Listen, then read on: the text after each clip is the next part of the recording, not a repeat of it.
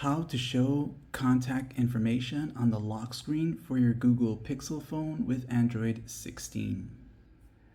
To add contact information on the lock screen, you'll want to go into the quick access of your Pixel phone and go into the settings.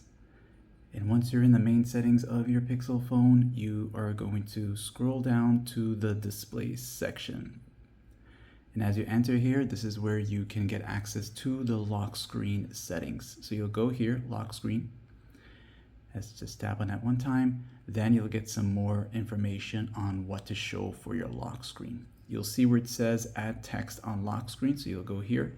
This is going to pop up, and whatever you place here, you will have it shown on the lock screen. Now, I would recommend not putting your phone number, because whoever has this and is kind enough to return it back to you, they'll just call the number and your phone will be in their hands. So I would recommend putting another friend's phone number, someone you can trust, a family member, or even an email or some sort of username for them to reach out to